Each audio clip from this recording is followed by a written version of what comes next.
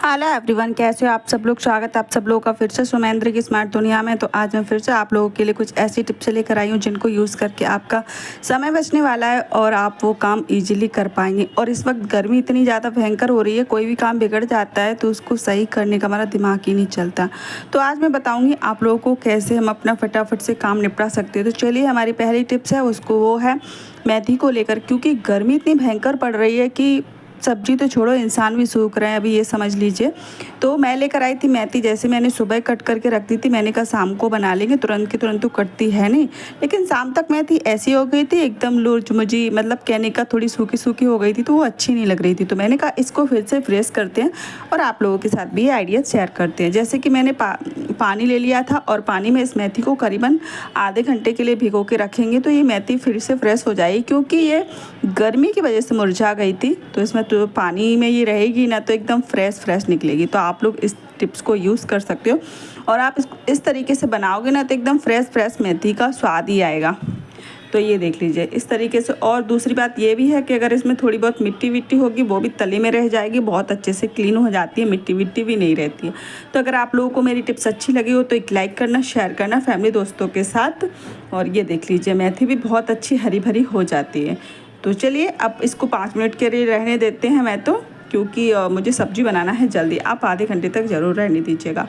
और मैं बढ़ती हूँ नेक्स्ट टिप्स की ओर। कभी कभी जब हम नेल पेंट लगाते हैं ना तो वो अक्सर गिर जाता है या फिर बच्चे फैला देते हैं। होता है कभी कभी बच्चे लगाने के लिए बैठ जाते हैं बिना हमसे पूछे, तो वो इस तरीके से फैल जाता है फर्श पर। तो उसको हम कपड़े से क्लीन करते हैं, कागज़ से क्लीन करते हैं, लेकिन वो क्लीन होता नहीं है और वो दाग छोड़ देता है, बिल्कुल भी अच्छा लगता नहीं है। तो उसके लिए आप लोगों को मैं एक ऐसी टिप्स बताऊंगी जिससे कि ये अच्छे से क्लीन हो जाएगा और हमको कोई भी मेहनत करने की ज़रूरत नहीं पड़ेगी। तो आप लोग सोच रहे होंगे कि वो कौन सा तरीका है, तो मैं आप लोगों को बता देती हूँ फटाफट से। आप लोग को इस तरीके से नहीं पहुँचना है, कपड़े से नहीं पहुँचना है, ना ही इसको कागज़ से पहुँचना है। आपको एक चीज़ का यूज़ करना है, वो मैं बताती हूँ कि क्या चीज़ है।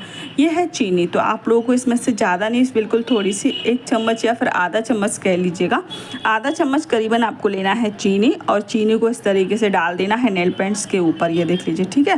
और नेल पेंट्स के ऊपर डालने के बाद आपको लेना है ब्रश, या फिर ब्रश नहीं हो तो कोई बात नहीं, आप हाथ से भी इसको रफ़ कर सकते हो। ये देख लीजिए, आप इस तरीके से धीरे धीरे करके इसको हाथ से भी रफ़ कर सकते हो। तो क्या होता है कि जितना भी नेल पेंट मतलब ज़मीन पे लगा होता है, फर्श पे लगा होता है, वो सारी नेल पेंट अपने अंदर अब्जॉर्ब कर लेती है। देख लीजिए धीरे धीरे जो चीनी एकदम वाइट थी ना, वो बिल्कुल नेल पेंट के कलर की हो जाएगी, यानी कि जितना भी नेल पेंट गिरा है वो सब अपने अंदर अब्जॉर्ब कर लेगी। ये देख लीजिए। तो बच्चों को डांट लगाने की ज़रूरत नहीं है, ना ही अपना दिमाग ख़राब करने की ज़रूरत है, क्योंकि ऐसा कुछ काम हो जाता है ना तो हम वैसे ही थके हुए होते सारा दिन काम करते करते, और फिर ऊपर से इतनी ज़्यादा भयंकर गर्मी है तो बच्चों को डांट तो लगी जाती है। तो आप इस तरीके से इसको ईजिली मिटा सकते हो, कोई ज़्यादा दिक्कत वाली बात नहीं है। ईजिली ये साफ़ हो जाता है, क्लीन हो गया है।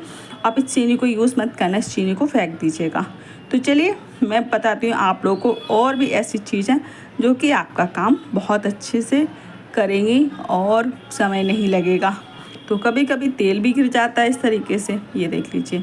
तो आपको तेल को बिल्कुल भी चीनी से नहीं हटाना है, क्योंकि जब हम किचन में काम करते हैं ना तो तेल तो गिरना स्वाभाविक ही है।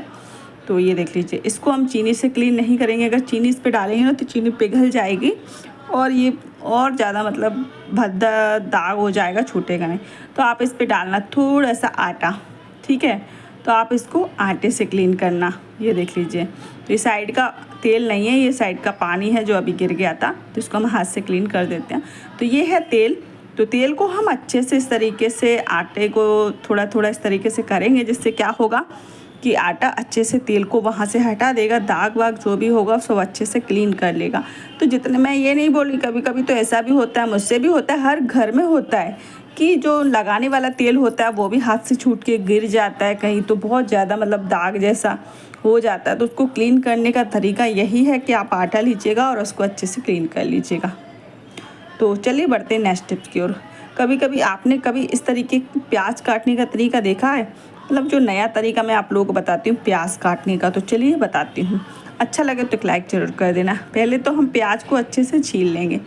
तो जब अभी गर्मियाँ चल रही हैं तो सलाद में प्याज को खाते हैं हम, या फिर जो जो हम बिरयानी बनाते हैं उसमें भी प्याज के लच्छों की ज़रूरत पड़ती है, लेकिन उसको हम जब चाकू से कट करते हैं ना तो बहुत ज़्यादा टाइम लग जाता है और बहुत ज़्यादा मतलब कोई मोटा, कोई पतला, कोई लंबा ऐसा कट जाता है, चाकू से एक जैसी शेप नहीं आती है। तो मैं आज आप लोगों को एक नया तरीका बताऊंगी जिससे कि आप प्याज को बहुत ईजीली काट पाओगे। तो चलिए आज हम बताएंगे आप लोगों को चाकू से इसको नहीं कट करना है, ठीक है।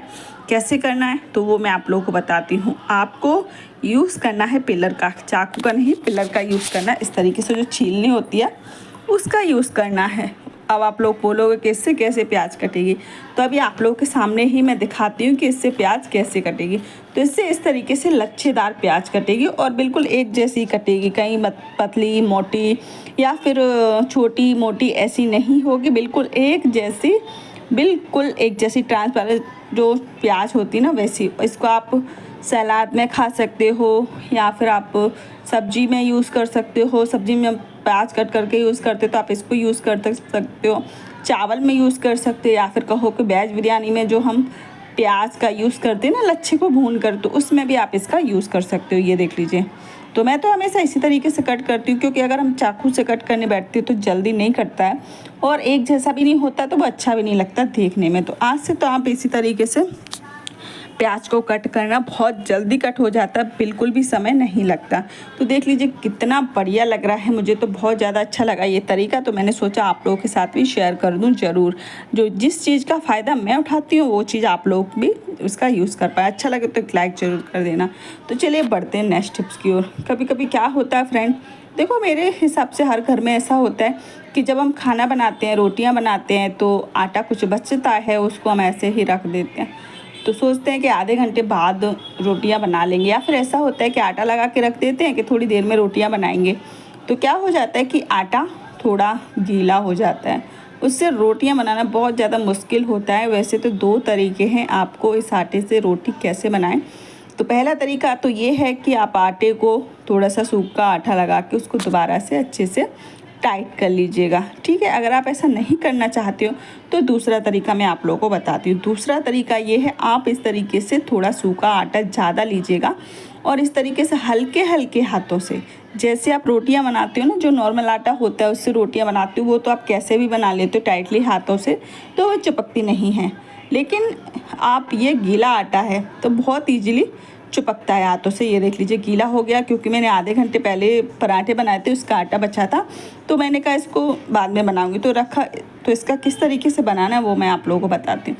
आपको सूखा आटा थोड़ा ज़्यादा लेना है और बिल्कुल हल्के हल्के हाथों से इसको रोटी की तरह बेलना है। ये देख लीजिए इस तरीके से, बिल्कुल भी हमें इसमें दबाना नहीं है। अगर आप ज़्यादा दबा दोगे ना तो रोटी वहीं से चिपक जाएगी। तो इस तरीके से आप इस आटे का भी बहुत ईजीली से रोटी बना पाओगे। तो ये देख लीजिए, होता है हर घर में, मुझे पता है कि ये दिक्कत आती ही होगी हर लेडीज़ को। और अभी गर्मी है तो गर्मी में बहुत ज़्यादा अगर फ्रिज में आटा रख देते तो बहुत ज़्यादा कड़क हो जाता है, टाइट हो जाता है, और बाहर रखा रहता है तो एकदम ढीला हो जाता है। तो क्या करें, तो आप इस तरीके से बना सकते हो ईजिली से आटा की रोटी। तो अच्छा लगे तो एक लाइक ज़रूर करना। मिलती हूँ नेक्स्ट वीडियो, तब तक के लिए बाय बाय।